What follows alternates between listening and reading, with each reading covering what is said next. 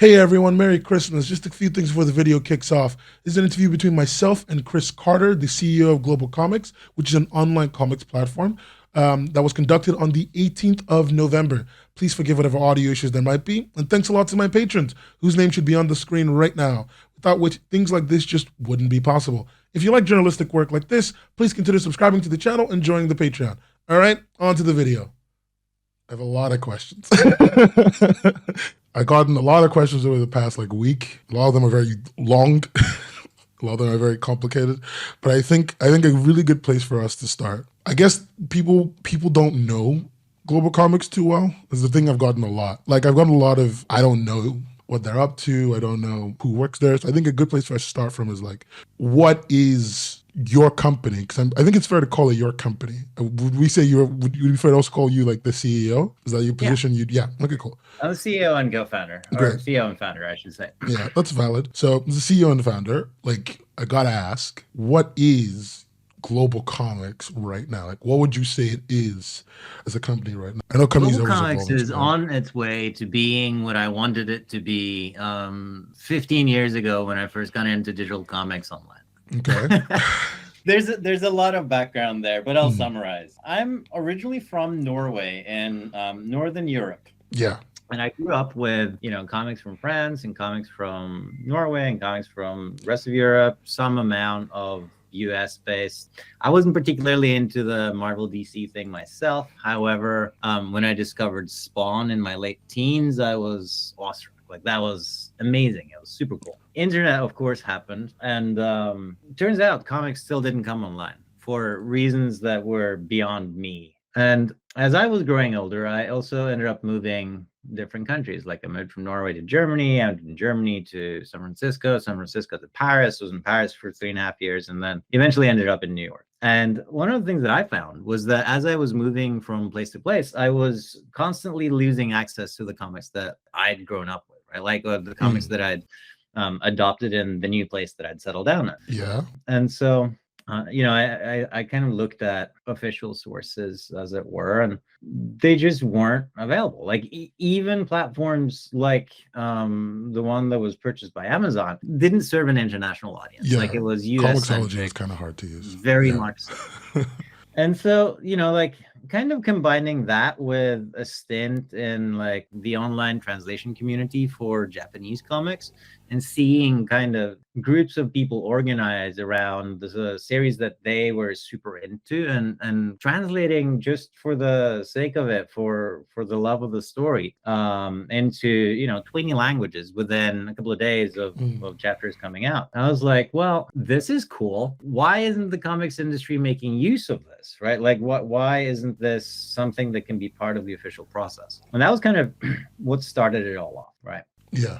Now, this was back in 2008 that I kind of started dabbling in those thoughts in that direction. I made an attempt back in 2009 and 2010, and I was talking with some Japanese publishers at the time, bringing Japanese comics localized with crowdsourcing the localizations through fandom online, right? Yeah. And they kind of just laughed us out of their meeting room. Well, half of them did. Their marketing teams absolutely loved the entire worldwide community. The legal and executive teams absolutely hated us. And so that was kind of an eye-opener where I kind of understood that, this is before Twitter became a big thing, before Facebook had its rise and fall, and before, concepts like the gig economy had even been shown up or proven viable. So I put it on ice. I'd say 2015-ish, I decided to teach myself how to do the coding side of things and got to work on building Globalcomix, right? Okay. And I was working as a product manager at the time at Shapeblades, and I spent the next 4 years building Globalcomix as a side project. Just kind of really having a lot of conversations with comic creators and figuring out what are their needs and what is bad about the existing tools and platforms and what does their ideal world kind of look like. Okay. And I used that as a precipice for learning the engineering side of things. All right. So that when in 2019, at the end of 2019, when I was shuttering a company that I'd been working for a while. The CEO of that company basically said to me, like, I've seen this thing that you do with comics. I'd like to be your first angel investor. So he wrote me a check kind of sight unseen and said, okay, go at it. And that's what gave me the opportunity to start working on Globalcomix on a full-time basis. And then this was right around the start of 2020, and the pandemic hit. And so everyone was working remotely, and like everything changed. All of the places that you would normally go to, like conventions, in order to like meet people in the industry or meet creators or find people to talk with, all of that got shuttered. And so we kind of needed to spend the next 2 years building up Globalcomix as a community and as an ecosystem entirely 100% online first, which kind of brings us to where we are today. But it's also right at that moment where I think we had the first little chat. Yeah. Yeah. Yeah, I remember that. The site's about like 2-3 years old. It's like a full-on website, but the idea is much older. Yeah, I mean, the website has been publicly operational since August of 2017. Okay. It's a digital comics publishing platform that is entirely self-serve. Whether you're a creator or a big publisher, you can start publishing and be live within 5 minutes. It doesn't cater to specifically US comics or specifically Japanese manga or vertical web comics like the vertical scroll style. We're a single community and a single destination for all forms of comics and all forms of creators. And I think uniquely so. Like when I look at, what's available to people elsewhere, it's kind of like you have Comixology on one hand, and it's kind of your traditional comics publishing group. And then you have platforms like Webtoons and Tapas that is, kind of entirely in the vertical scroll comic format. Yeah. And then you have some platforms here and there around manga, right, which is almost entirely around Japanese comics. For us, like for me, I'm like, it doesn't make any sense to separate all of this and to have people need to go to different places. It's all comics, and the people that are part of the comics community should have the opportunity to discover stories by people that aren't necessarily created in like one format. And that's what Globalcomix is today. It's a community of thousands of creators and hundreds of professional publishers actually coming together to bring their stories in one destination. Okay, that's valid. That makes sense. I can understand.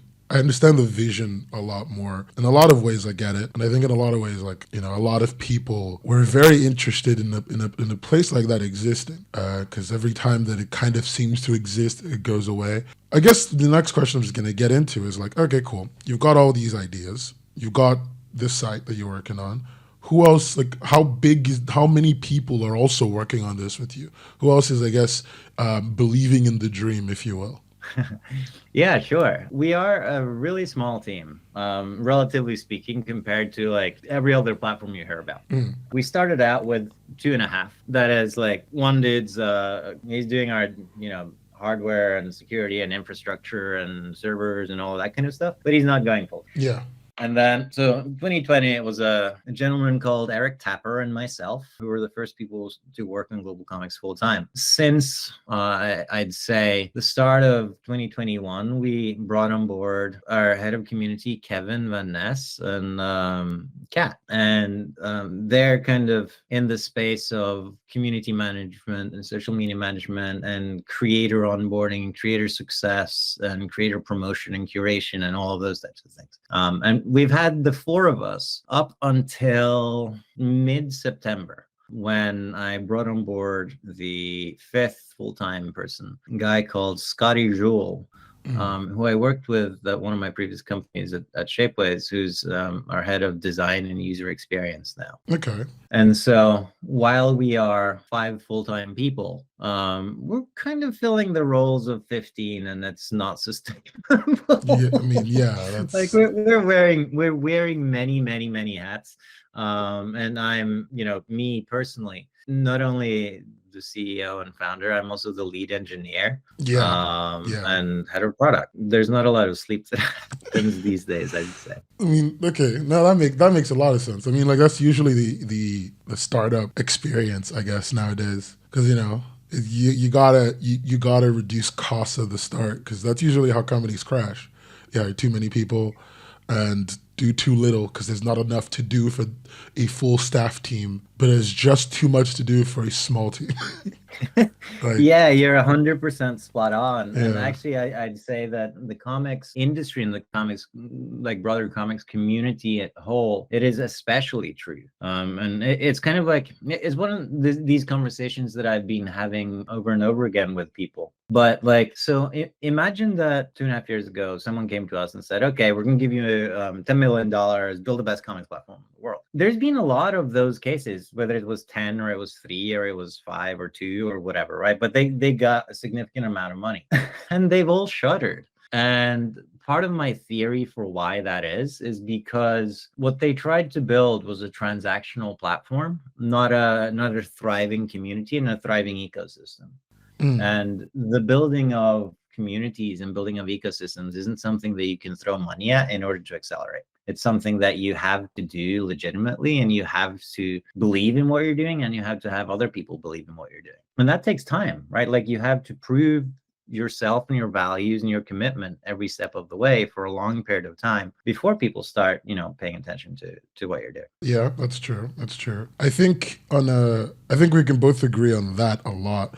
It is a very common issue that the industry has. Like, I can't even be in disbelief because that's what I expect. It's unfortunate that that's the reality, and I'm Yeah. not gonna lie, it has made our on-ramp into the industry a lot harder than it might have been in maybe other fields, I'd say. Yeah, I agree with that. I guess what I want to say was like, I agree with you on the unsustainability and like difficulty of entering our industry. And I really want to get into some of the reasons I think it might have been difficult for you, some of the reasons that I have, because I've been at least in the webcomic industry. I'm a comics fan, but as a webcomics person, I've been in the industry now going on 6 years from a very different perspective. I know, so I'm not gonna come in and pretend like I know what all the business stuff is. I'm not gonna say that to you. I'm not gonna talk to you like you don't know what you're doing. So don't misunderstand, because I think that would be as long as we have an interesting conversation, I'm game, man.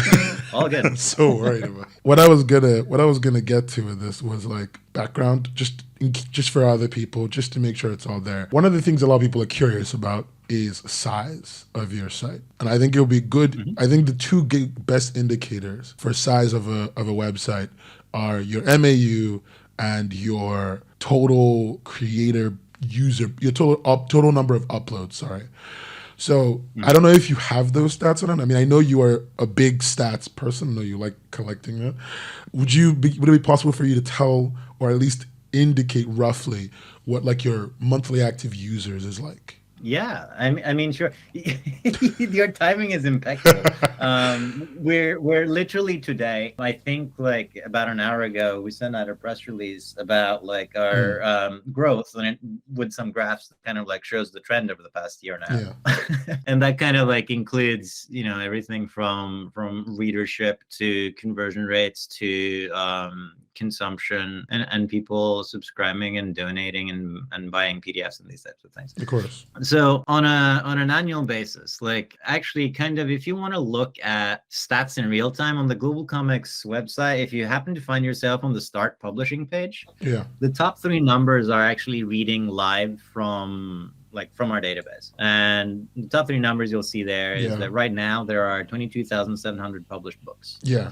There are 200 publishers, and in the last year we've had 1.2 million unique visitors to the platform. On a monthly basis, that roughly equates to something like 110,000 uniques. Okay. All right. At this time. And that's up from, like if we look back a year, maybe 30,000. So we've had, over 350% growth over the last year. Yeah, I know. I know that for a lot of people, they will see 1.2 million uniques or like 100,000 a month, and like they would try to contextualize it from the perspective of like, well, Webtoon gets 72 million a month, and I fully understand why. And also how big of a deal it is to go up 350% in a year. So like, I appreciate that is a meaningful statistic here.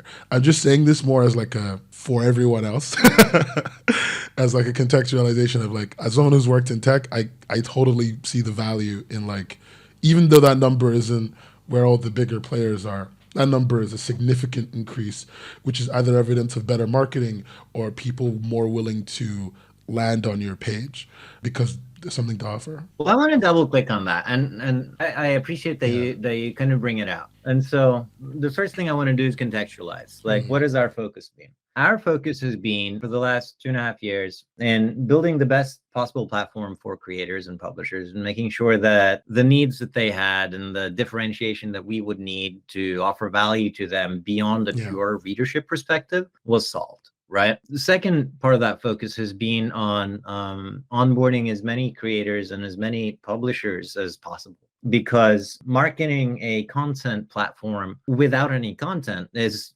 just about impossible. And so the only way that, like, the only path that we had for growth was to 10x the value that we could give to the creative side in order to convince them that our platform is the right place for them. Primarily, you know, like in the last 6 to 9 months, that's been like the growth has been ridiculous, in the sense that we've had our catalog size double in the last 6 months alone. So just kind of speaking to that acceleration part. And the second piece that I think is very, very crucial for me to kind of mention is we've done all of this without a reading app, a native mobile application, which is table stakes for finding consumers and being able to I don't know if you remember when we spoke 2 years ago for the first time, I said to you, it's so key to have a mobile app. And you weren't a big fan of the idea back then, as far as I remember. Or at least you weren't as interested in the idea back then. It was a timing question. It wasn't interested at all. It was more that's a distraction for us right now. I see you. Yeah, no, that makes sense. I think in the perspective I was coming from, and like, I guess we're at a point where I can actually kind of bring it up. I think personally, and you know, maybe you disagree, that like the key things a webcomics platform supposed to hit to maintain good readership, blah, blah, blah, and everything, is it's got to have an app. It's got to be, especially if it's new, it's got to be looking at the creators, especially those who are unhappy with the current offerings, and like reaching out to them. And it's got to be doing some marketing of some kind. Now, that last one is very variable, and there's a lot I usually would say on that, but that's usually my 3 top things. So it's interesting to me and nice to hear that you've been talking to creators a lot, because I know you have, and I know you have from the start. And it's good that I know that you're also thinking about the app. I know that you already have a development studio on the app, although I don't know how long and far away that is. And as for the marketing, well, that's part of a later conversation. But it's interesting to see where you are going. I guess we're all just a little, for me particularly, I'm a little, there's a few things that I would probably like I want to talk about and see where your thoughts are, and then see where you are, because I don't really want to like bias anyone listening to this and make them think that, you know, whatever I'm saying is right. I just want to mostly see where you are and hopefully help them come to a better conclusion about you. Let's do this. Okay, cool. So the next thing I was going to ask is, Gold is out now. Globalcomix Gold is basically your Netflix subscription, because you guys have some paid content, and instead of making people pay per thing, you have another system where they can essentially pay wholesale to read all locked off paid content. Am I getting that right? That's correct. Good. Yep. Read all locked off paid content for a monthly subscription of what is essentially $8 a month. It's not your fault that Twitter is doing that too, because honestly, that $8 thing really threw me off when I first saw it. Like I knew you were doing it, but like, you know, the $8 Twitter association is not. I know that that's just an accident. But for about $8. Hey, they were $4.99 for a while, and $2.99 before that. Look. We live in recent times. That number is stressful. Yeah. But as you know, you got an $8 subscription. They can read any of the things, and if you're a creator and you pay that $8 subscription, you get advanced analytics on top of already what are, in my opinion, pretty good analytics and marketing tools, which tells me, and hopefully I'm not being presumptuous, it tells me that to some extent the website is making an amount of money.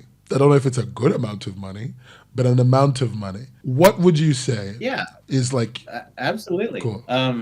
I mean, we're on an absolute dollar value. There's 10 times as much coming in now as it was at the start of the year. Yeah. But it's not, like until we launch our app and we really focus on the broader consumer marketing and consumer acquisition. Yeah. Like those numbers aren't going to be where we want them to be. Valid. And where we want them to be fundamentally is in a place where creators have legit opportunities to come on board our platform and to find financial success. Valid. No, that Right? makes In the sense. same way that they can do with Twitch Yeah. or with YouTube or, Spotify Yeah. and so on and so forth. I think we live in an environment where there's a lot of people I've met over the years that will tell me that our industry is unsustainable. And frankly, I'm going to be real with you. As someone who really likes our industry, I think our industry is unsustainable. But it's interesting to see someone actually trying to make the monetary situation, if not possible for all, at the very least, fair that anybody could potentially achieve it. So I was going to just ask, and you can tell me to fuck off if you want. It's fine. I was going to ask, can you give me a rough estimate of what the largest monthly payout you've given out to all your creators is as a total? Well, I'm going to break it down in a different way. Okay. There are, even as small as we are right now, there are more than just a small handful. Okay. So, a decent amount of creators Cool. that are making a couple $100 monthly. Cool. And they're making it off of a combination of donations and digital download sales and subscription revenue. And so there's really kind of three revenue streams that go into how they make that amount of money. Yeah, that makes sense. No, I'm with you on that. And that actually answers quite a lot for me. I did some back of the napkin math today, and I realized that Webtoon pays out about every year just over $1 million. Yeah, just over $1 million. So I guess for me, it was just to roughly see where you were at. So that's good enough information for me. So then I got two questions that are a little bit of a litmus test, and this is kind of important. I think a lot of people will hinge a lot of their belief in you based on your answers to two of these questions, because just the way people are. I think the first one is this is kind of out of place where we're at, but just hear me out. What are your opinions on NFTs? I was waiting for someone to actually directly ask me that question. I'm surprised no one has. Look, I'll be blunt with you. Yeah. I think that the concept of NFTs as they are created right now is a lowest common denominator entry into the blockchain market for something that isn't a sustainable or viable business model. Yeah. I think there was a lot of hype that was created around the concept of NFTs. Yeah. Because there were people wanting it and willing it to be a moneymaker for themselves. Yeah. I don't think that ultimately it has any form of, in its current model and implementation, end customer use. Cool. Now, I say that because I'm a product person. I don't like solutions looking for problems. I like problems that need solutions. Yeah. And NFTs was the former, not the latter. Yeah, I agree. I don't want to get into a whole long blockchain conversation, but I fundamentally believe that the system in question was one that was more about a fuck you get mine mentality and less about a how do we make money in an era where it's hard to own our own stuff kind of mentality. So I am glad that at least from a product perspective you see it that way. I think that's an answer that I'm okay with. I think some people might see it as a little bit of a very corporate answer, but it's what it is. I mean, I can double click further and say that I have no plans whatsoever to ever implement NFTs. Valid. On the global platform. Very valid and very important. But that's NFTs in the ways that they are now. If in 10 years blockchain technology has evolved to some really awesome, crazy use case that everyone's like, oh yeah, this is fantastic, and the community can get around that, and community sentiment and adoption is one that indicates that we should support it, then we would support it. But it's not look, this also comes back to the fact that one of our core pillars is community, and it's thriving ecosystem. Yeah. If something is as divisive and as detrimental to community health as NFTs is, I don't understand why you would, if you are a business that is catering towards building a community, willingly take that risk upon yourself when all you need to do is do nothing until a better solution appears. or even just try and create a better solution that isn't that. Very honestly, yeah. Okay, good. That's such a good answer. I think what I was gonna go to next is and I just I want you to use exactly the wording that you think is the most applicable. What do you think your relation? How would you describe your relationship with creators? It's a funny question that you say, because you would probably say that my first go-to answer is very corporate. I consider myself a subservient leader. But I say that because my background is in product management, where the role of being a product manager is to create roadmaps and to define things that teams need to do, but you have zero authority to tell them to do it in the first place. And so it's kind of like herding cats, right? Yeah. My role as far as Globalcomix goes, and as far as like to the creative community, like I very much want to see myself put on a hat and somewhat of a torch, and walk in front and be like, there are opportunities here for this community and for creators in general to find success and to find communities and to find friends and to find, colleagues and all these things that I think the comics community is so good at doing in general, in a place where it's welcoming, right? Yeah. Like inclusive of everyone, kind of regardless of if you happen to be born in the right country. And that really is my mission when I talk with the teams internally. And we talk about, like every organization has these moments or transformative moments when you kind of like choose what are the KPIs that you want to build your business around, right? And for us, that is creator success. Now, the interesting thing about creator success is that doesn't necessarily just mean money. And it doesn't necessarily just mean readership. Yeah. And so it means that we have to be very in tune with and have, like a lot of open and transparent conversations with our community and with our constituents on what it is that they want to achieve for themselves. And then our job is to find out how much, if not all of it, can we realistically help facilitate and help build that platform for them to be successful. And that's my role. All right, that's an answer I can get behind. I'm with you. All right, cool. I know those were two kind of out of the place, but I just wanted. I think where our community is at is in a place where, like, someone who's in it, it's in a very vulnerable place. I mean, when is it not vulnerable? When is every webcomic creator not constantly making themselves vulnerable? But I think in the community, the way our community is at right now is very vulnerable. Because I teach high school, right? And when you teach high school, there's a thing that they say you do with kids. If you give kids a situation that is very relaxing and very safe, and you take that away from them, you form like a very what they call an unsecure attachment. And I think a lot of webcomics, especially, is just full of unsecure, terrified attachments to people, things, and industries at large, with everybody doing their best to just kind of power through it. And I think I don't want them to get hurt anymore. So, like, when I ask those questions, it's a bit of a litmus test for them and for me as to whether or not believing in your company, believing in you, is something that they should decide to do. Because those are questions that they don't get to ask very often. So I appreciate that. And, like I also, in that sense, right, like I also want to be real. Are we going to solve every problem for every creator? Nope, not possible. Even if we want to, still not possible. Are we going to try our best and strive to like create a thriving, healthy ecosystem that isn't full of, these pitfalls every corner? Yeah. Be damn sure that that's what we're going to try to do. So yeah, no, that's I appreciate that. Yeah, that's actually a pretty good. I think to some extent that is better than overpromising in many ways, because we get overpromised a lot. So now we've done like the background. Everyone can stop annoying me. I can now get to I think for me, where I'm the most interested, because I think no matter what kind of company it turned out to be, I'm very focused a lot on what I would call like hard facts, right? Or like about like the things that I'm concerned about. So for example, I understand now a lot more about the direction your company wants to go in, your purpose, I think we've talked about that. We've kind of touched on those topics. I'm not going to waste too much time.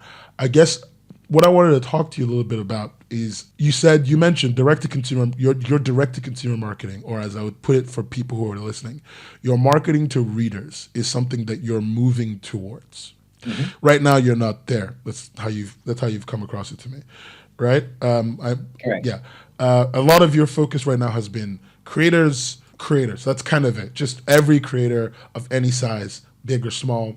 You're just trying to get into their space, into their face, try to get them to give you their faith. I guess what people are going to kind of latch onto there is a little bit of why did you why are they not done in why did you not do them in tandem, for example?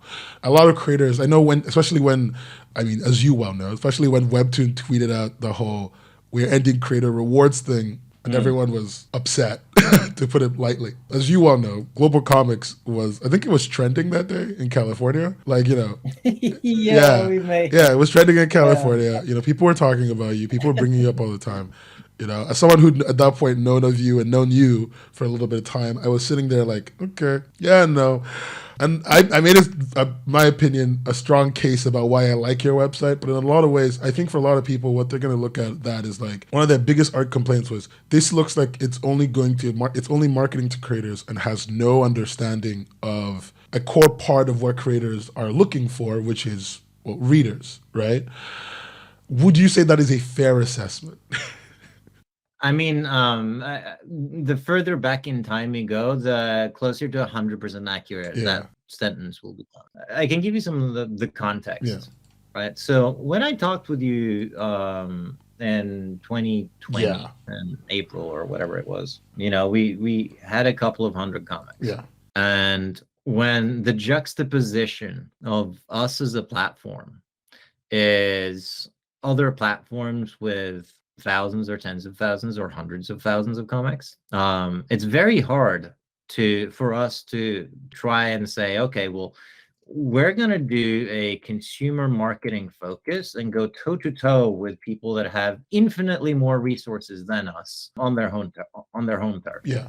And so, like that combined with, like I said, we are a really, really small team. Yeah. We have zero VC money on our cap table at this time. Yes. We've been funded primarily by angel investors for the past 3 years. We have intentionally taken a slow burn on our spending and on our staffing growth, which also means a slow burn on marketing spending. Yeah. Because marketing, whether it's the simplest common denominator of advertising, requires resources. And if those resources aren't money, it's time or people. And we didn't have either of those. Valid. And let me juxtapose that with right now, right? Like right now, we don't have hundreds of comics. We have tens of thousands of comics. Yeah. And so kind of on the spectrum of how do we move from being creator focused in our marketing to being consumer focused in our marketing comes with this idea that we can bring a reader into the platform and there will be enough for them to read and come back to for more than a couple of hours the first day. Right? I'm with you on that. Which was the case when we first started. And at the same time, right? Like, so let's say we had prioritized building our mobile application 2.5 years ago. Yeah. They would get a mobile app that would take them into a platform that had maybe 3 days worth of reading, and then they'd gone through everything. Yeah. That's not the kind of experience that creators want their readers to have. What they want is for the readers to come in and have a lot of great, delightful experiences and to be able to say, okay, well, that was really cool. How do I find more like this? Yeah. And so they stick around so that by the time the next chapter or the next page or next volume or whatever it is comes out, those people are still around and they're reading and they're engaged, and they have a way of saying, oh, this thing that I was reading that was really cool, there's a new thing out, right? And so for us, the like proverbially, if you had a switch that you could just kind of like flip, it's with the launch of the mobile application. That's how we go into your direct to consumer. Yeah. Okay. And the last thing I'll kind of say is that, like, when you're looking at the tactics of how do you capture readers, or how do you reach readers, there's only so many channels available. Yeah, I mean, like, you've got the creator acquisition one where you basically steal them and then they bring their audience. That's the one that most people kind of use now. which is fine for some amount, but Yeah, it becomes very quickly you reach a bottleneck going that definitely. route. Yeah, definitely. And so like, what are your other options? Well, you know, people who said Facebook and Instagram advertising and posting is out the window. Not worth your time just posting organically, really, on Facebook Y- and Instagram. Yeah, definitely. It's entirely pay to play. Yeah. But then the conversion rates are bad, especially if you don't have, like, if you don't have any content to like keep people around, it's even worse. Yeah. But also kind of like, and this is where it kind of goes into like sales theory in a little bit. If you're not meeting the consumers with the type of experience that they're expecting, they're not going to stick around either. That's true. Yeah, I'm with you. And meeting consumer expectations. And so in the simplest of tactical example, a channel that isn't available to us until the mobile application is live is App Store marketing. And App Yes, Store marketing can be reduced down into a single cost metric, which is cost per installation. pretty much. Yeah, no, I'm with you. I'm with you. You don't have that when you're a website and your only channels are Google and Facebook ads, for example. Yeah, yeah, I'm with you on that. I think fundamentally, people underestimate the sheer value of being able to Google, like being able to go into the App Store, write comics, and then just find an app, and how much value that adds to the proliferation of a specific platform or website or application. Yeah, 110%. Yeah. So, okay, And now. it's more than that even too, right? It's that like you use the internet, right? Like, do you remember every website that you clicked a link into in the last week? Okay, yeah, yeah, yeah. Like, Do yeah, you remember every app you downloaded in the last week? definitely, yes. I download very few. So there's something there too, right? Yeah, I'm with you on that. I can see where you're coming from in terms of like the required amount of thoughtfulness, but also how memorable it is to do that action. I think on like a design perspective, I'm gonna do a little bit of design nerding for a second, but design perspective, right? There is something very important about that tactile requirement to choose, install, and accept permissions that like makes you want to come back to it because you gave it access to the most private information on your phone, whether or not you care or not. That still kind of affects the way you approach the website or application. So I'm with you on that, and I can see why you're waiting and holding off until then. I think it's caused a lot of. I think the perspective of like the lack of reader outreach has caused a lot of uncertainty. In fact, one of the most common questions I got was, "What's your reach? How far do you reach? Who do you, what is your audience number? What are your audience numbers?" I think a lot of them are a little bit concerned, but at the same time, I don't think they're looking at it from that perspective of like that like slow burn, long term gain game thing. Like we got to get this right. That way we can get this right. I don't think they're always looking at it like that because they're very used to the what's the word I could use? Fiery passion of webcomics marketing, which is spend $1 million on ads in New York City on a train and then nobody looks at it. Fucking Jesus. Yeah, I mean, we've raised less than $1 million over the last 3 years, like staffing our 5-6 people. Like Yeah.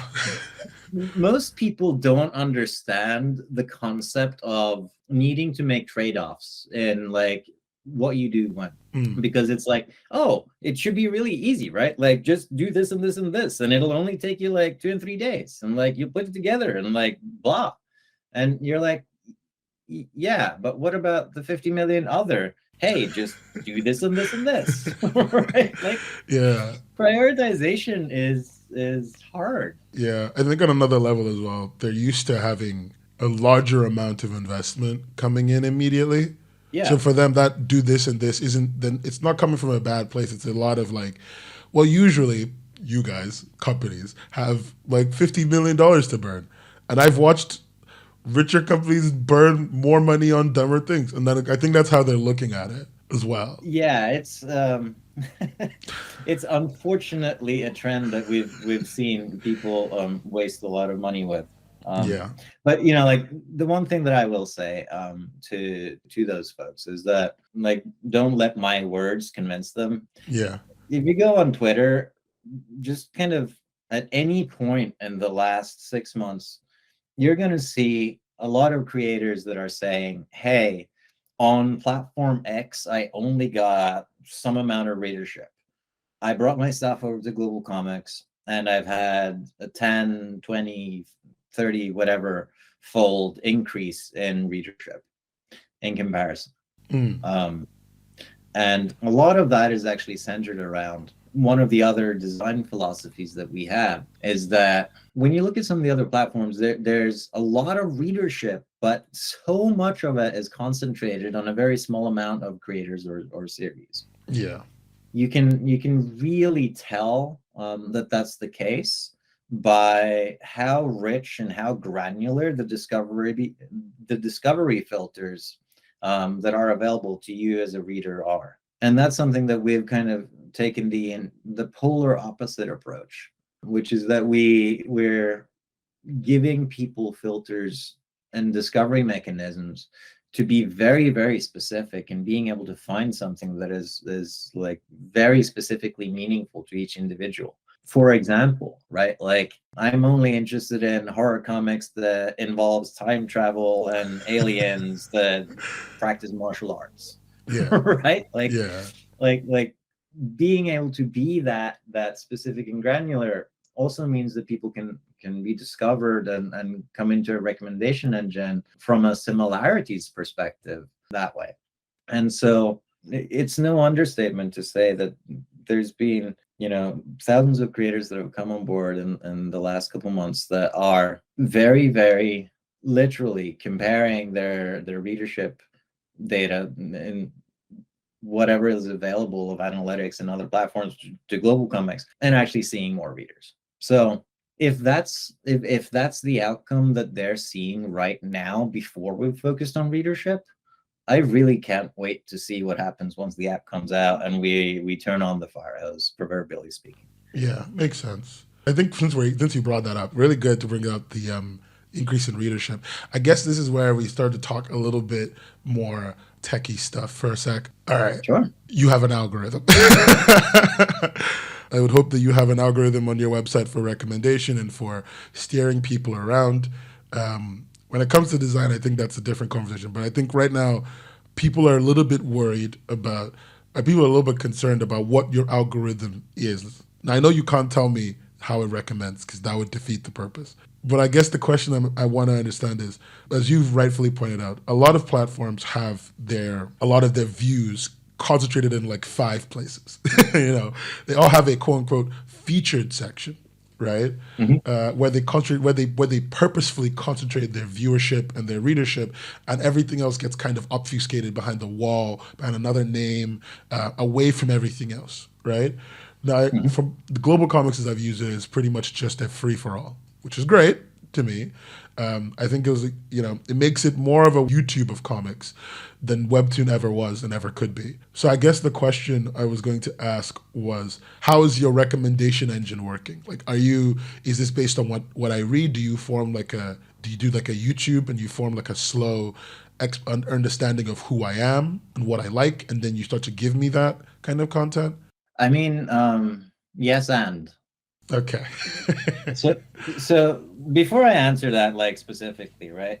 Yeah. I need to tell you about our principle, and this is very, very closely being crafted in the upcoming app, and you can see some of it on the website already.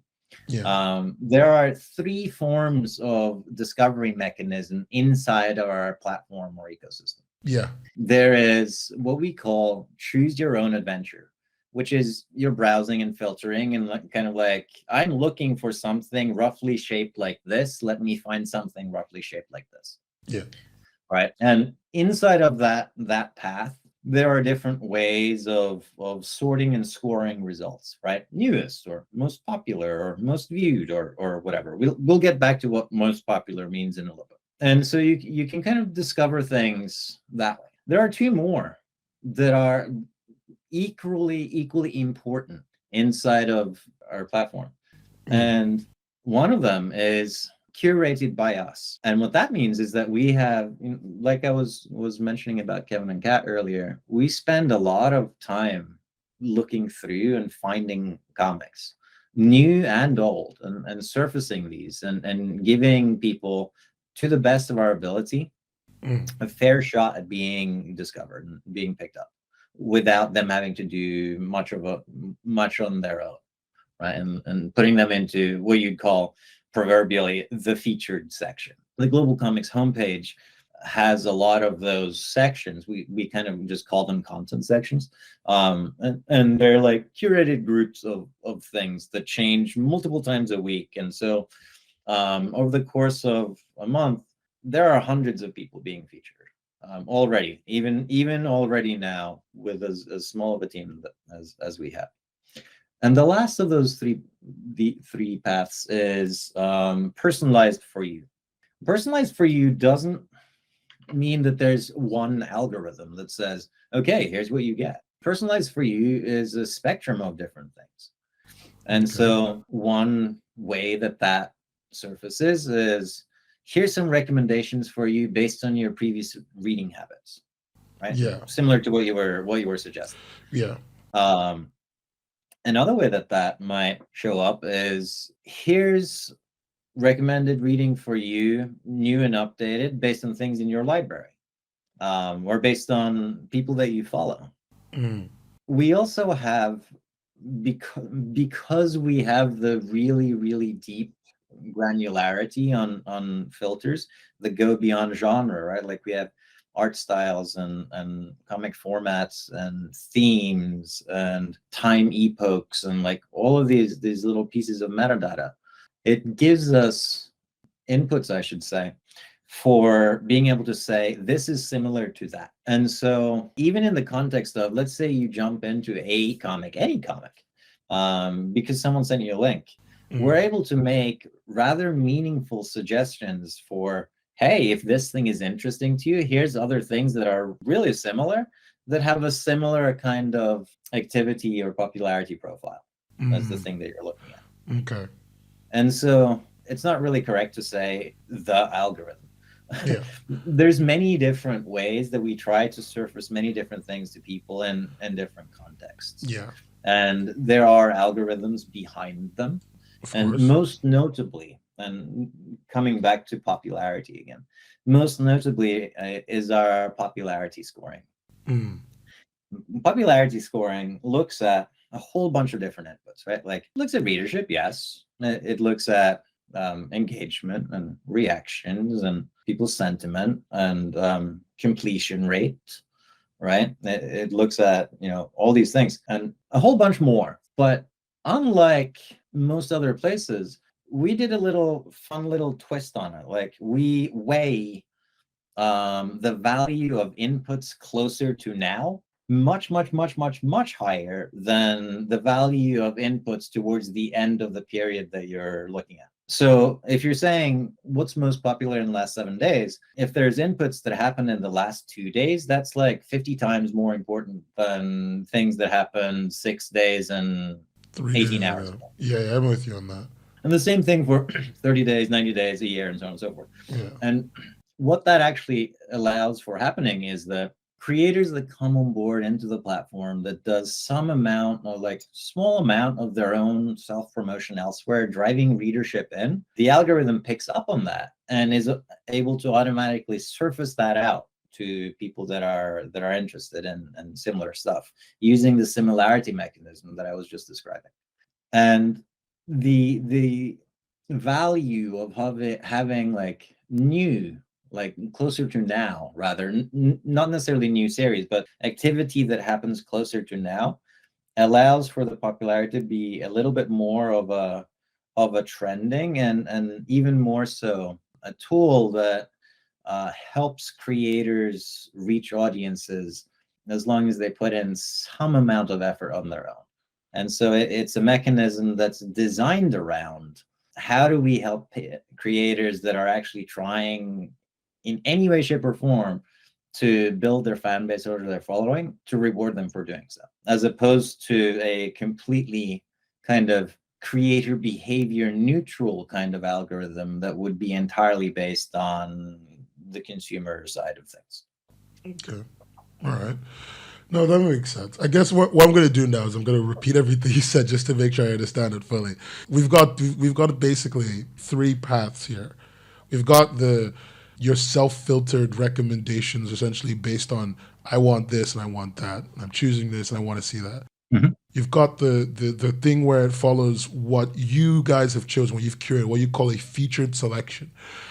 Which is very different from what every other platform calls featured, where they mean like a space where they've paid people specifically to bring out comics. What you mean is you've got, hey, these are the things that we've looked at in the past X amount of time that we think is really cool and we think you should read, just in general, right?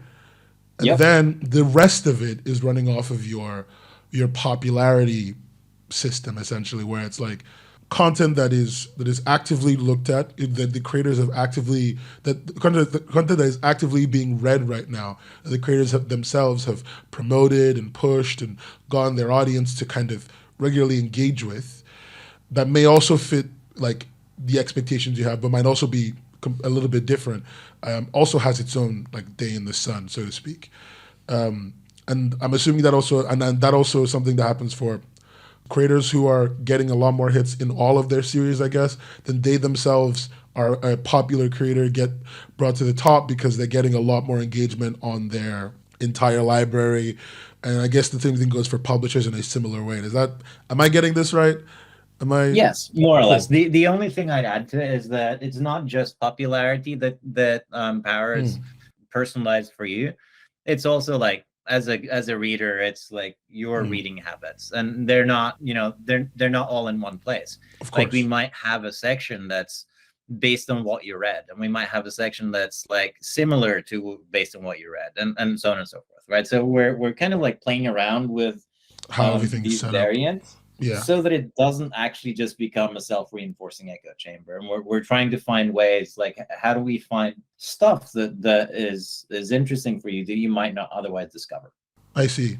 No, that makes complete sense. I think that's actually something I'm fully understanding now. So it's a lot more YouTube algorithm, a lot less TikTok algorithm. I think that's a good way of like seeing it.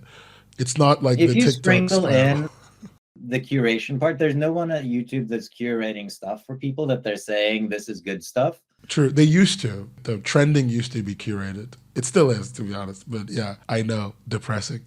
I mean, that just makes me sad. Realizing that the trending tab is a very specifically highly curated section makes it a lot more sad when you realize the things that are on there. Yeah. It's not as granular as yours, but it used to be like they would choose a creator and you're like, you can always get trending. You can never get trending. That's a thing that they do. It's to stop what they consider bad actors from hitting trending, but getting a lot of views for rage content. So that's a whole thing. Okay, that's actually really good to understand in and of itself. I think for a lot of people, especially for me, as someone who has used the site relatively often, because I've just been trying to like understand what it's like to use it. I even downloaded it as a progressive web app, like you told me to 2 years ago. Oh God, that I rescind that recommendation. You were like, listen, the progressive web app is where it's at. You were like, the progressive web, you got to download the website as an app. But that's yeah, no. But as someone who's been using it, I think one of the things I've had a little bit of a small issue with is when I hit the front page, the comics page, when you log in, right, with the Jumbotron and all the recommendations. And I know Jumbotron is an old word, just let me have it. But the Jumbotron and all the recommendations, it feels like I always feel a combination of overwhelmed and at the same time a little bit like I usually don't scroll past what's trending and maybe suggestions. After that, everything else just kind of That's a lot. like that. Like I don't look Yeah. past that. And I think for a lot of people, what happened is they made an account, they started using the platform, and they found themselves doing a very similar thing. So they were a little bit concerned as to everything beneath that. Is that just going to be dead space where nobody looks at it? And I think that's why I brought it up, just so they could understand more. The reality is, Yeah. like, it's a little bit of a luxury problem. Yeah. 6 months ago, if we were having this conversation, it wouldn't be as much of a problem. A year ago, definitely wasn't even a problem. Yeah, because the whole thing fit on Um, one page. and yeah, and like the reality of this is that it's something we're very much aware of, and something that the home experience of our app is in many ways similar to what a home experience of the website can be. And so, given resource constraints and time constraints, Yeah. it's very much on our agenda to revise that web experience right after the app comes out. I think because I think both of those things are going to, and this is where I get into a little bit of design, I guess. I think both of those things, and in general, just design wise, there's a lot of things that like make, because both of us are very seasoned users of internet. We're power users, right? We're power users. Most people are not power users. I wouldn't hesitate to say 90% of people are not power users, or don't even want to be power users. That's true. And that leaves us in a situation where, like, what we find comfortable, what we find acceptable, is substantially more than what people will deal with. Like my family cannot handle an old style bulletin board anymore. None of the people I know will go to a BB board at all. But I can tolerate all of it, including a moderator tanking it because they got a divorce or whatever. Like that for me is a normal part of my life, right?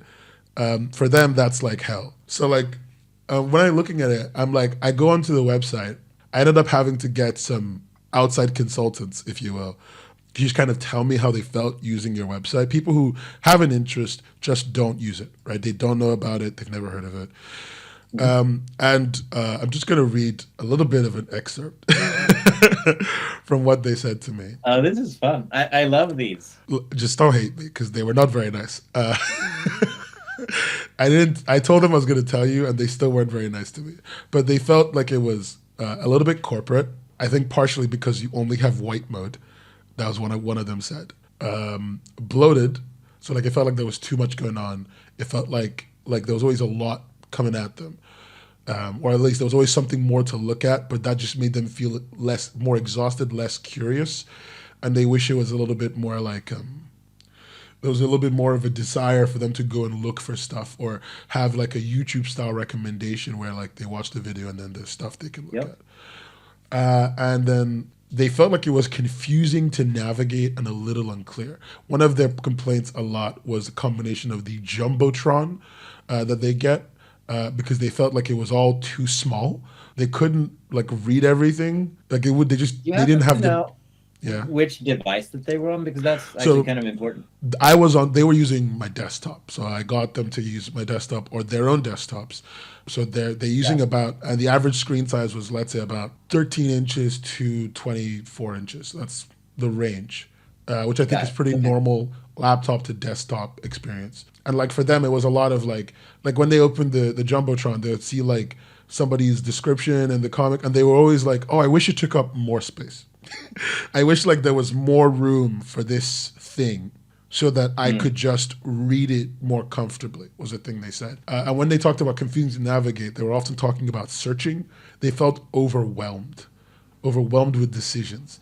Like one of them opened the search bar and said to me, "Why is the sidebar full of things that I don't?" They said to me specifically, "What is a teenager alien comic supposed to be?" And I think for them, what's happening is like the sidebar with all the options is really good for power users because we know what we're looking for. But when they opened the website, because it was just there and they hadn't like gone out of their way to click on it and then look at it, they felt a little bit like it was a lot. They felt more like Amazon and less like YouTube. Because that's exactly right. So I think that none of this was harsh. I think all of it was 100% spot on. Oh, thank God.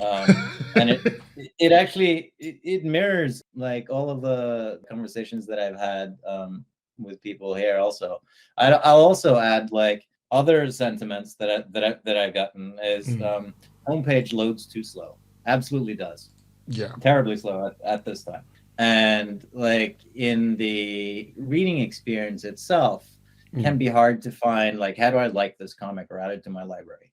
Like there's many of these user experience things. I love what your user testers were saying, because like literally every single sentence that you said has been subjects that we've had conversations on the app design itself. Okay, that's good. You know, like so take your left side navigation, right? Like from the browsing experience.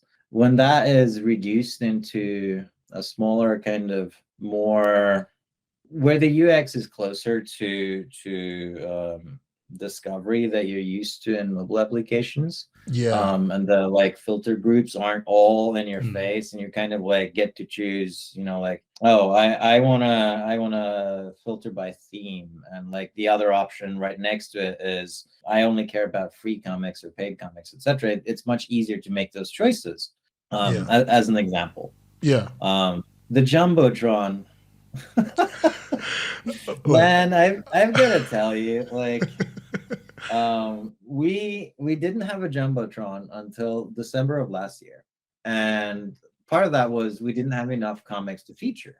And so, you know, when Kevin and Kat started working full time, they're like, Chris, we need ways to like spotlight these things. And I'm like, I know, I don't have a designer on staff. I'm not very good at like regular JavaScript. I'm gonna hack some shit together for you. Is that okay? It will have to last you a while. Oh my god. And they're like, yes, we'll take anything. Literally anything's better than what we have. Okay, I'm with you on that. I was gonna ask why you didn't take cues from, I guess, from Webtoon, which is which is where I would have probably gone to.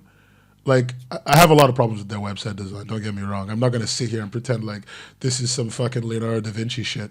But fundamentally, their top bar, I think, where they push their comics is very well done. I think that specifically is well done. It's like, I can tell you exactly why it ended up being what it ended up. Yeah. And there's two sentences that I will say that will have you understand like literally everything. Okay, go. The first one is, you asked for something simple, but I didn't have time, so you got something complicated. I see. Okay. Yeah. First thing. And the second one is, so like, I very much would like to do these kind of like bespoke hero experiences, and what do you call it, carousel or Jumbotron or whatever. But at the time when I developed that thing, I needed something that would scale to being able to put comics inside of without having someone to design anything for it, like just choosing the comic. Without even having to call anyone, you just wanted to work.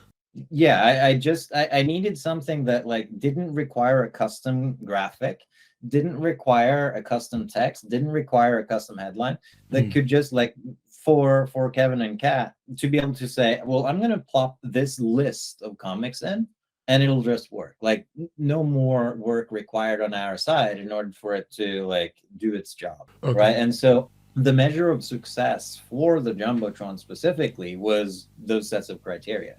I think where it's far outlived its usefulness.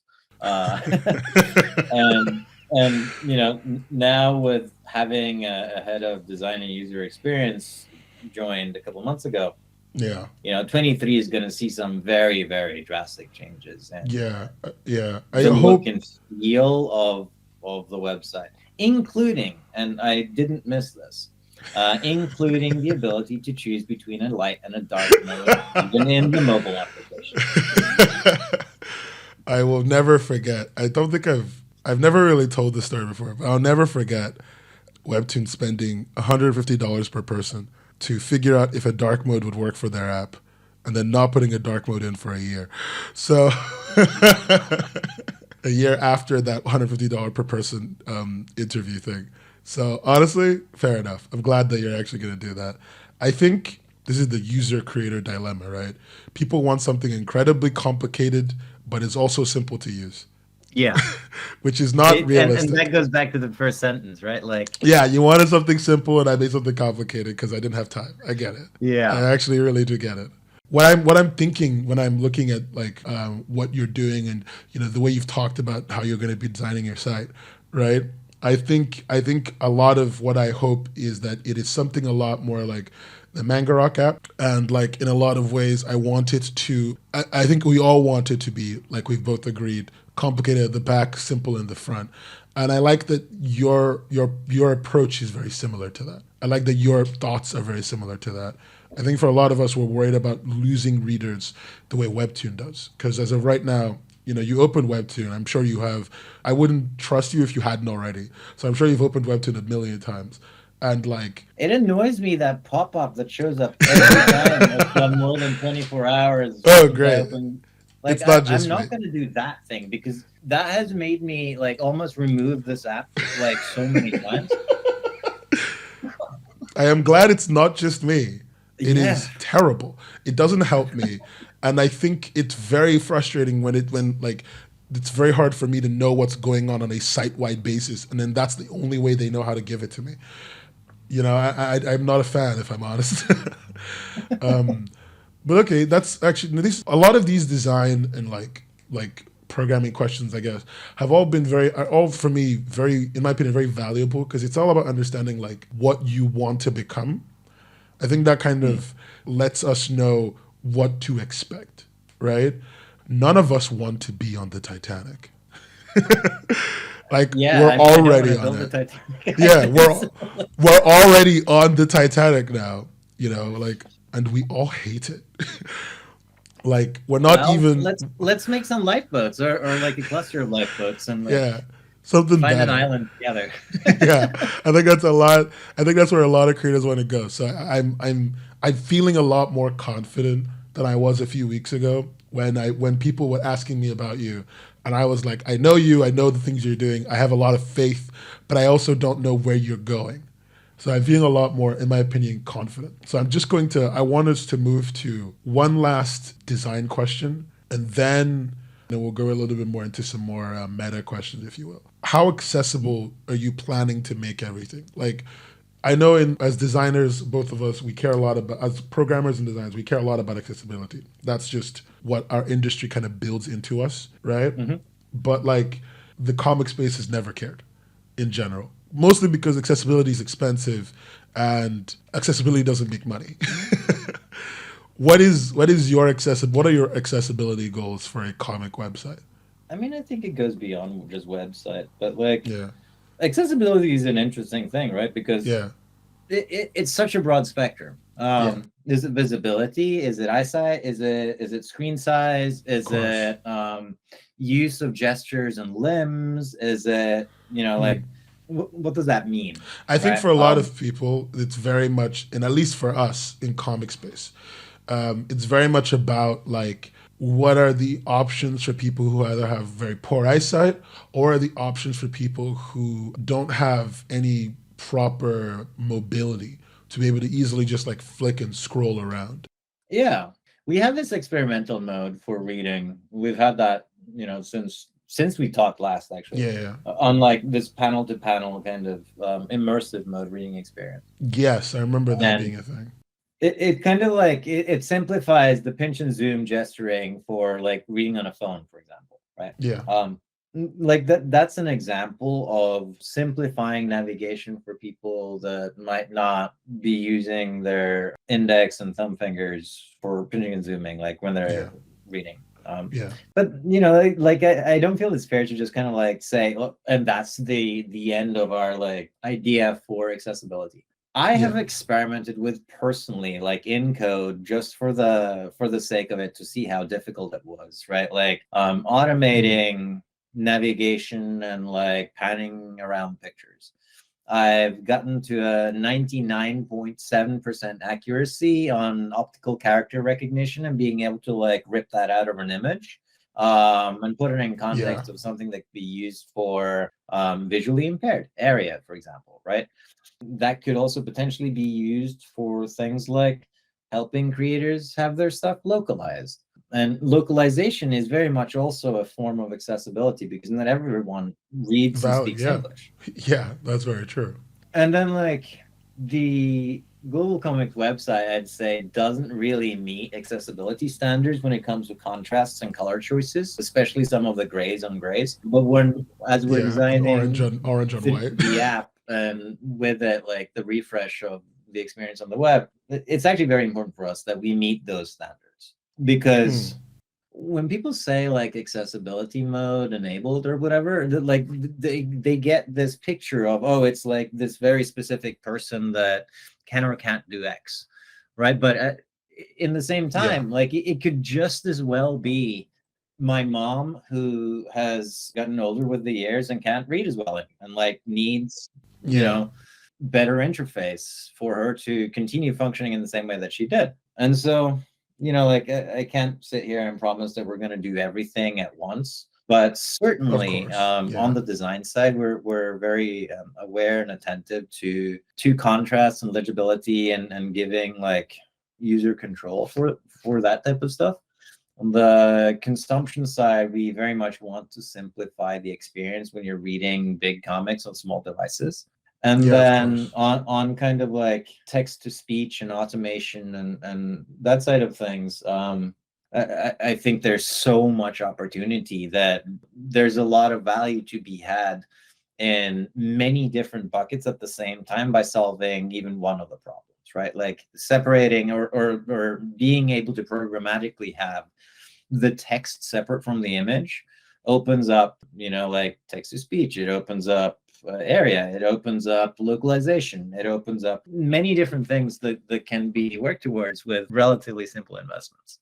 And as we next year go into our first VC fundraising round, and when we come off of that, we'll be equipped with resources to actually staff against most of these initiatives that I've been talking about. So I'm very optimistic in this regard.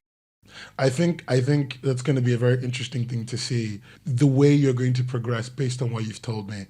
The VC funding is a little concerning, but hopefully it doesn't suddenly give all control to some guy named the reality is, or whatever. Right? Like we're very fortunate to have gotten as far as we have with Angel. If we can get to like profitability with Angel, we're certainly going to go for that.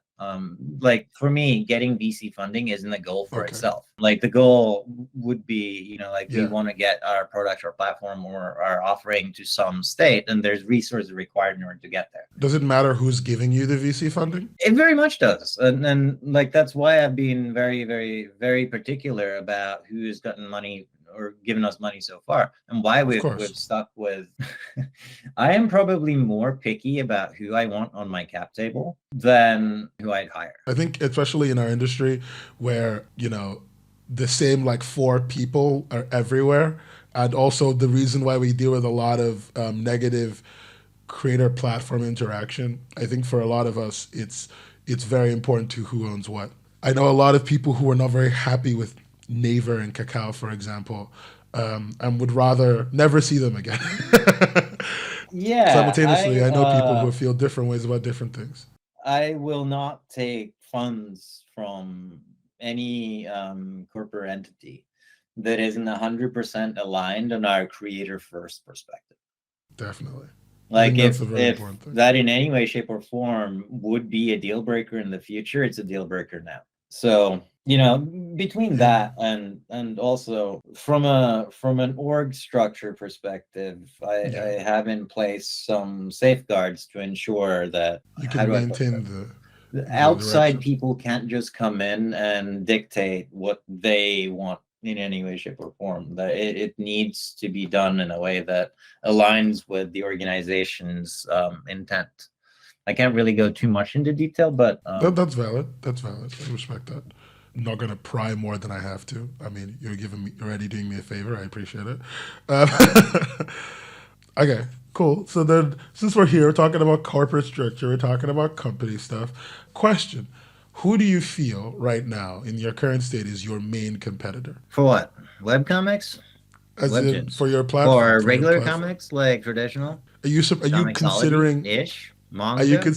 I don't know. Viz,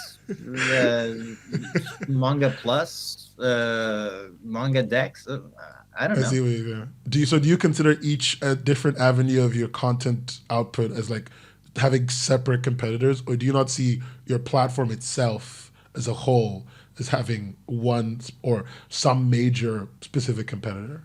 I think that it would be disingenuous to the comic creators that have very different intents and reasons for Mm, creating and yeah. types of output created to lump them all into one place and say, oh, well, their end game would be platform X.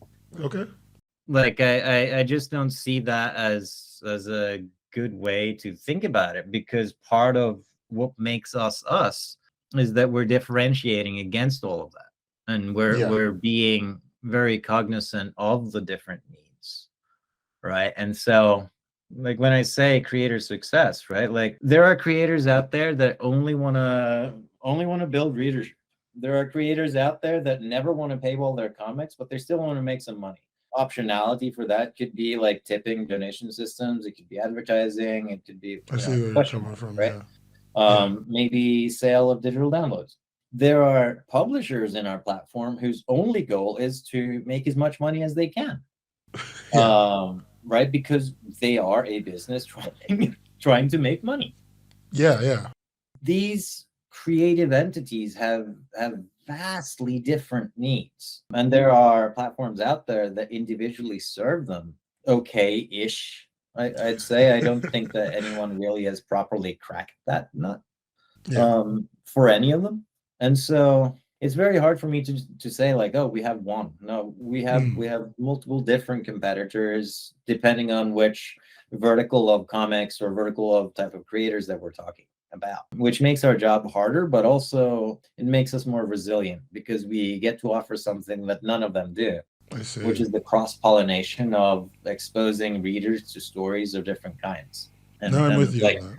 none of them have that. And so No. for each of them, I'd presume that at some point they might say that we are a competitor for their primary business. I don't know if, like, it depends on how we end up growing, right? Like, let's say we end up with 500,000 webcomic creators. Is that going to be a big competition to traditional formatting that's all book based? Maybe, maybe not. It might certainly be a competition on the audience attention span perspective, but not necessarily on the platform itself. That's fair. Okay. No, makes sense. I for me, I think there was one answer I thought you were gonna give, and you didn't. I think it's quite funny. I thought you were gonna give the Amazon answer. If you don't know this, Amazon refuses to admit that they have competition. Uh, yeah. I think that's just inherently bad. Like if one of my friends worked at Twitch, and then anytime you did anything that looked like you were competing with, for example, Mixer, you would get a citation from HQ. We don't compete with anybody.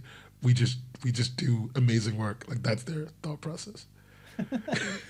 Yeah. Yeah, So no, we certainly have competitors, but not it's not as cut and dry as like here's the one big baddie to watch out for type thing. yeah, definitely. No, I'm with you on that. All right. I'm glad you've already. Funnily enough, because we've talked a lot about the marketing questions I have and stuff.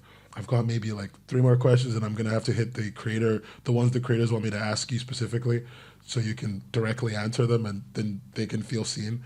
Cool. One I want to ask is, what would you say? I know you're going to tell me, well, we serve such different needs and it's such a wide space, but every website, whether they intend to or not, tends to have some kind of meta, some kind of, this is the optimal content that gets the most clicks and the most readership and all that stuff. YouTube's trending tab, if you will. And I guess, do you know? People want to know if you're aware of what the ideal genre length style comic content would be on your platform. Generally speaking, horror, action, sci-fi, romance, fantasy, adventure style stuff gets like the general most readership. But that's like, so here's an example, right? Like one of the most popular comics in the last I think, week as per today, is this like webcomic, webtoon style comic about romance and snakes, I guess is the best way to put it. Okay. Yeah. And like they posted it about themselves and certain other communities like Reddit. And over the course of a couple of days, they ended up with, 200,000 reads. Yeah, you're talking about second contact, aren't you? And so whenever I get that question, I'm always reminded of like, yes, you kind of, there is generally like some form of audience demographic that is prevalent over others, but it isn't exclusionary in our sense, right? Like, if you had told me, for example, let's say 2 weeks ago, do you think that you're gonna have like snake romance be one of your most popular comics in the future? I'd be like, probably not. Right. Okay. But that just goes to show that it was relatively easy for people to jump in and start reading, and Yeah. that particular creator also had something like an 85% retention rate of like readers throughout their books, which is Yeah. really, really high. Yeah. And so they performed well. Okay. Yeah. And I think when you're where it is like because there's no walled garden. Anything can be popular as long as you sell it and they come there. It can become a popular piece of content and anyone can see it. Very much like a YouTube situation. Yeah. As long as it's popular and it has the right clickability and it attracts people, it'll be popular. There's nothing going to like hold you back or specifically stop you from doing that. That's correct. And I will add one more thing. Mm. Manga has its own set of like genre specific biases that are most popular. Webcomics and vertical scroll comics have their own set of genres that is most popular to them. Yeah. Traditional comics, like in the US, superheroes is a thing, right? Like, Yeah, still. there's billions and billions of dollars worth of superhero movies in the past decade, just to kind of like be a testament to that. But for us, because we're not limiting down into like a specific, and we're taking creators and content from all of these different formats and genres. Yeah.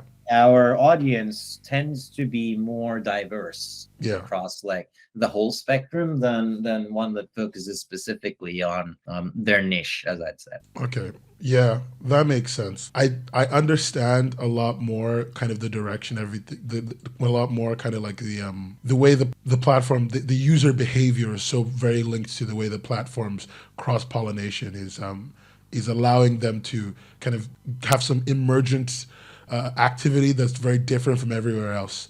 I think everyone's just still not used to that yet, which is unfortunate, but it should be more the norm in my opinion. I mean, I'm happy to pioneer it if it's successful, and Yeah. Get that Harvard Business Review article out. change everything. I think one of the other ones I've gotten, I told you earlier, people felt like the website's a little bit corporate. One of the things that lended itself to this was the association with publishers, the jobs tab, and the forums tab, but namely the publishers and jobs. And from what I'm fully understood, I'm just going to try and make sure I convey all these ideas well, because I also think of them a little bit. It's not that everyone hates publishers or anything. Like people work there. It's important that they make their money too. It's more just like if you open the website and you see a bunch of publisher names, I'm finding out that like for the creators in question that know them, they just feel a little bit uneasy because it feels like the website at any time might choose publishers over them. And for the readers that are power readers, they know them, but they don't care as much.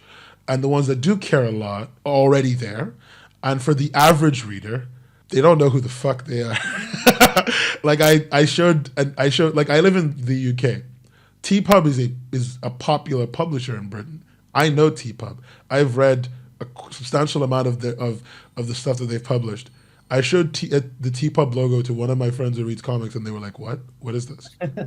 Yeah, Neil is not a very good marketer, I'd say, and he admits it, quite frankly, himself. But I guess for me, it's a situation of like a lot of them are, and I no knock to them. I have a lot of respect for what they're doing. I know most of these names, and I have a lot of love and respect for a lot of the things they put out. But I think a lot of them are not. For the audience is a little bit concerned about what their presence means. And I don't think it comes from a malicious place. I think it comes from an environment of being used to them being chosen over the average person. You know, like the YouTube thing of choosing Ellen DeGeneres over, I don't know, a regular YouTuber.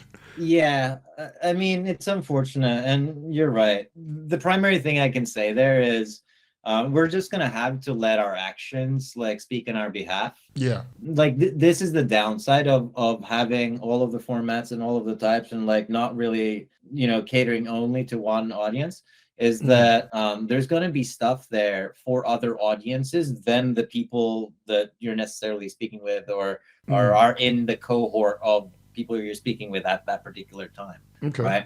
And it's kind of like the same case can be made for comic readers that come off of the Kindle platform that are Yeah. used to Marvel and DC, for example. And so then they come in and they're like, what's all this webcomic stuff? Like, Yeah. right? Who are these people? Yeah. And the reality is this, like, look, we've been doing this for 3 years now. We have yet to pick favorites of publishers versus creators, where we're giving everyone equal opportunity to get promoted. We curate and feature more creators than we do publishers because there are more of them, amongst other things. And like if I were to give like a case in point, go look at popularity for the creators tab. You'll find that there are more creators that are getting active engagement and popularity and discoverability than there are publishers, because publishers don't necessarily build the same kind of relationship or like connected relationship with their fans or with their readers as creators do. Yeah. And so the result is like I know that my word being new to most people doesn't mean a whole lot, but the only thing I can say to that is that like we're doing our utmost best to make sure that everyone is represented. And of course, the testament that you can get, you can join our Discord chat. There's like 700 creators in our creator channel. Ask them what their experience has been like with being juxtaposed, next to the heavy metals or the top cows or the humanoids, right? Like, or T-Pub for that matter. And if they're seeing success, and like how we treat all of these groups or individuals collectively. And I'm pretty damn confident that you're not going to find a single person that says that we're picking favorite. No, that's totally valid. My main thing was just to fully understand where you guys were at with that. So that's, for me, that's good enough. I know for others that might be different. And I guess the last question I've got is pretty much just about like the NSFW content, which, I think I brought it up before, I brought it up ages ago. We live in an age where there is a high chance, and I'm not saying it, I'm not trying to be prescriptive, I'm just trying to be like, try to look at it from the way everyone else has behaved. There is a high chance that we will end up in an environment where you are running ads. Because right now, you don't really run ads, as far as I can see. Unless I'm. Do you mean banner ads? Just advertising in general, any kind of advertising, any kind of, AdSense type thing, any kind of. There's an absolute 0% chance that I will ever implement AdSense or banner ads. Fair enough, not AdSense, but you know what I mean. My point is advertising in general. Yeah, right? Sure. Like there's the non-zero chance that advertising is a thing that's going to happen. So what I was going to ask was, in an environment where you want people to advertise NSFW content for lots of complicated and shitty reasons, is their number one, like, I don't want to see it. I want to know it exists. Disney doesn't want to market in a place where little Timmy can occasionally read a comic where a boob shows up for stupid reasons that they contradict themselves. So, like, I guess the question of a lot of people is, like, how is the treatment of NSFW content going to be? A lot of creators are used to it being very maligned, very hidden away. I think a lot of them are fine with some level of being hidden away if it lets the platform do well, but it's a matter of, like, what is that going to look like? How are we going to how is the platform going to go from, hey, look, I'm reading a comic about I'm reading Calvin and Hobbes to, yes, I'm reading smut. Like, how is it going to deal with that? Let me address ads first. Yes. I kind of was very explicit about it. We're never going to run like traditional Yeah. ads. It's not going to be AdSense. It's not going to be our banner ads. It's not going to be a network ads. It's far too high of a user experience detractor, a security attack vector, and just like pure out performance Killer. Yeah. terrible multiplier, right? Yeah. And so we're not going to go down that route at all. And most likely we won't go down that route with App Store type apps or type ads either, like generic, because they also are terrible user experiences. like the amount of apps that I've tried where you have to like sit and wait for the progress bar to maybe display 20 seconds later, where like like you might have already thought that something crashed and started tapping the ad, and oh god, it's like filled with terrible practice. And so with that in mind, if and when we do advertising, it's going to be something that we develop entirely in-house, which means that we will have 100% control over what is acquired and displayed and served alongside things. It's kind of like part one, which makes it easier for us in many ways. Unlike NSFW, so the Globalcomix mobile application is going to be the highest age rating possible. It's going to be like, whether it's 17 plus or 18, I forget exactly, but it's going to be, we're going to try and get as much content in as possible. And the way I've thought about that from a younger audience's perspective is, we'll probably have a just slightly configured differently separate build of the app, something like Globalcomix for Kids. That will be its own walled garden that doesn't even see or interact with all of the stuff that is available in the full version of the app. And by doing that, we're essentially just making two products. One product for the adult or the parent, and one product that they can confidently give to their children and be like, here, go read stuff for 5 hours. Okay. And that's the approach that we're taking to it, because, aside from outright porn, which we're not going to do, there's a, there's a wildly different tolerance for, there's a nipple in this scene, whether you're in Europe or in the US. Yeah, you're right. And it wouldn't do anyone justice to arbitrarily draw the line on a particularly extreme level of Puritan censorship and apply that for everyone. And so to start, advertising is going to be something that we do in-house so that we can control the quality and the context. And as for content juxtaposition, there's going to be the adult sounds wrong when I say it that way, but like the non-child friendly version of Globalcomix that has, fighting and blood spatter and these types of things, as well as partial nudity, right? Like someone walked through the scene and a nipple was there, is not Oshako horror. Yeah. That is separate from like a Globalcomix for kids, and like that kids friendly experience or kids safe experience could be ensured and compartmentalized in a way that there's no risk for that kind of cross-pollination. That makes sense. I think the other thing I was going to ask about the ads, I guess, since we're here, how much of your ads do you think you would be comfortable with being where essentially it's like you are facilitating a creator communication, where you essentially, instead of telling far too early to answer any of that. Like, not sure, just way too early. This is one of those things where I'm like, I know that we will consider ads at some point when we're big enough and have enough eyeballs. I know roughly the framework that it needs to be deployed. And when we get closer to that, like months or years down the road, I'll think more about like that level of like granularity. That is actually completely valid.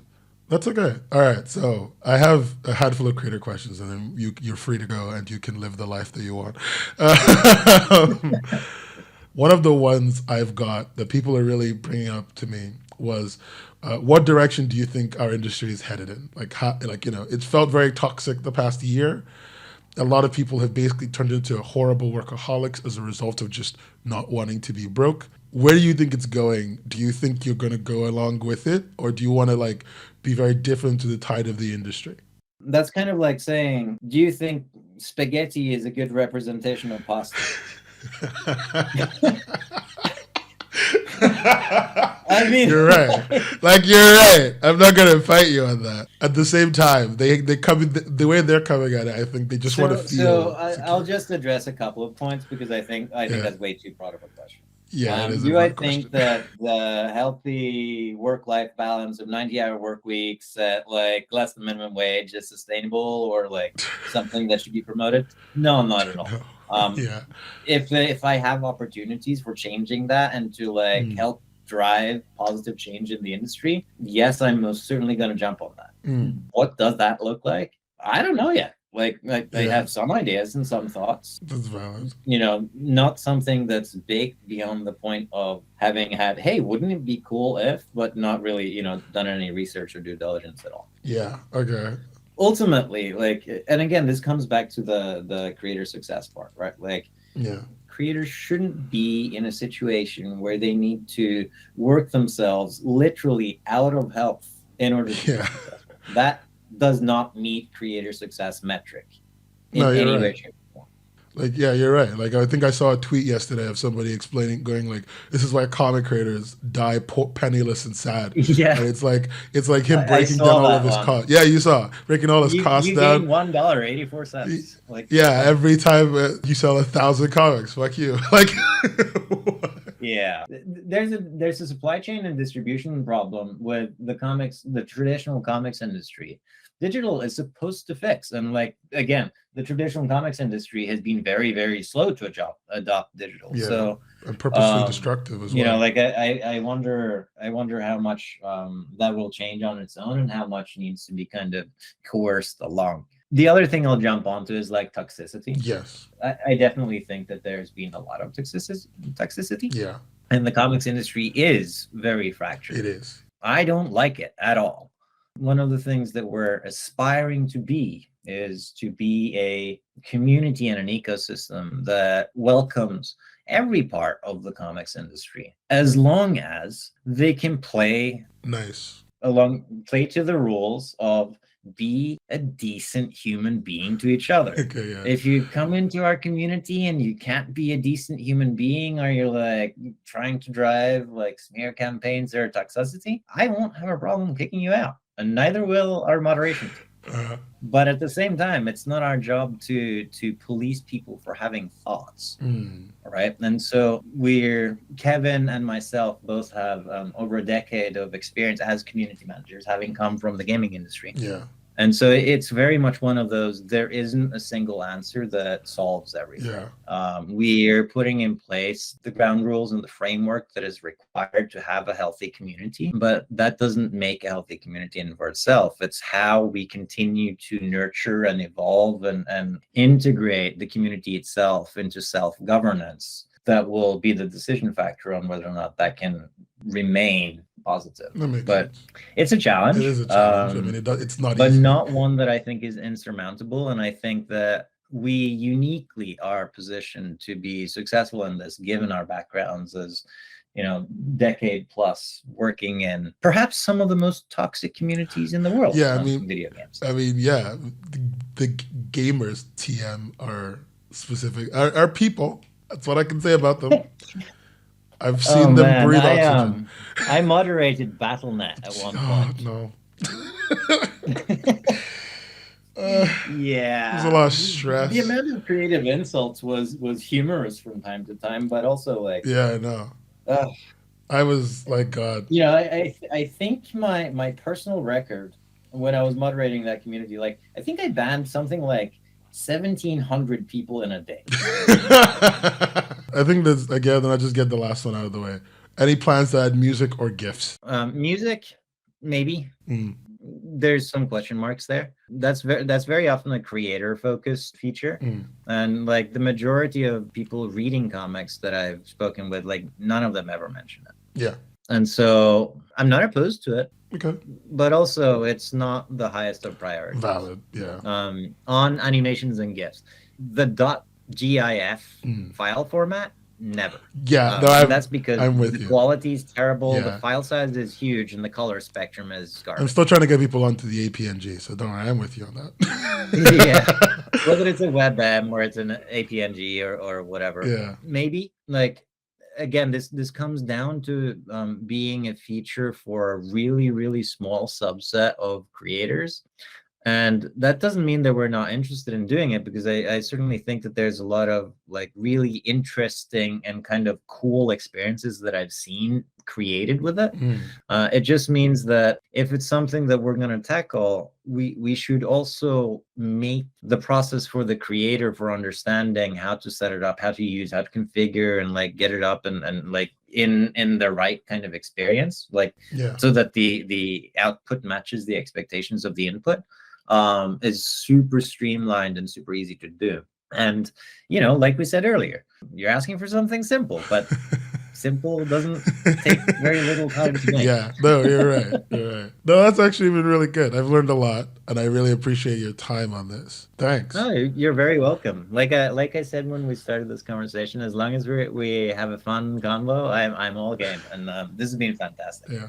Thank you. It's been great. I really appreciated learning a lot. And hopefully I will speak to you again when better things are happening. Well, thank you.